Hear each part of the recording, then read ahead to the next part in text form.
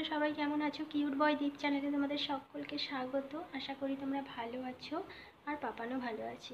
কিন্তু আমার এত জ্বর এসছে কাল থেকে যে আমি উঠতেই পারছি না। তাই আজ একটা মিনি ব্লগ নিয়ে চলে এসেছি। তোমরা ব্লগটা প্রথম থেকে শেষ পর্যন্ত কিন্তু অবশ্যই দেখবে, আর ভালো লাগলে চ্যানেলটা সাবস্ক্রাইব করে দিও। দেখতে থাকো। তো আমার মুখ হাতের অবস্থা তোমরা দেখতেই পাচ্ছ, চোখ ফোকগুলো বসে বসে মতো গেছে। এত জ্বর এসেছে, আমি সকাল থেকে উঠতে পারিনি, কিছু কাজও করতে পারিনি। তো পাপানের বাবা রান্না বান্না করে দিয়ে গেছে, তো রান্না বান্না আর করতে হবে না। তো এত পরিমাণ জ্বর, আর কাল রাত্রে এত গা হাতের যন্ত্রণা হচ্ছিল যে সারা রাত একটুও ঘুমোতে পারিনি। তো এই ওয়েদারটা খুবই খারাপ বন্ধুরা, তোমরা সবাই সাবধানে থাকবে আর সবাইকে ভালো রাখবে।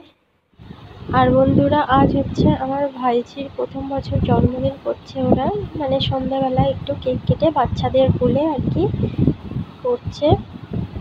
তো আমি আসবো নাই বলেছিলাম, এত শরীর খারাপ, কিন্তু অনেকবার ফোন করেছে, সেই জন্য আমি আসলাম। আর আমার বাড়ি থেকে বাপের বাড়ি বেশি দূর না, 10 মিনিটের রাস্তা। তো আমি এসেছিলাম, আর এখানে এসেও আমার জ্বর এসে গিয়েছিল। আর ও এত দুষ্টু, এত ছটফটে যে ও কেকটাকেই ধরতে চাইছে, ও ছড়িটাকে একদমই ধরতে চাইছে না, কেক কাটবে না বলে। তারপর ওর মাকে বললাম যে তুমিই কেটে দাও কেকটা হাতটা ধরে। ওর মাই কেটে দিল। আর এই জামাটা দিয়েছি আমি ওকে, তো কেমন হয়েছে তোমরা বলো। আর এখানে পাপান দেখো পিসিমণির কোলে রয়েছে। তো ও গিয়ে অবধি একদম কারোর কাছে যেতে চাইছে না, শুধু কান্না করছে।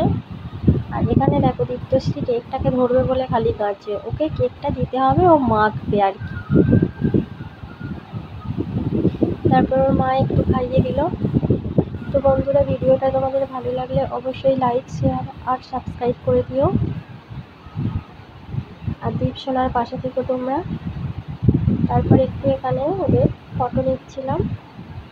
তো দীপ তো কেঁদেই যাচ্ছে। তারপর এখানে মা সবাইকে খেতে দিয়ে দিচ্ছে। আর অনেক রাতও হয়ে গেছিলো, প্রায় 10টা বেজে গিয়েছিল। আমাকে আবার বাড়ি ফিরতে হবে। আজকের ব্লগটা এই পর্যন্ত, বাই।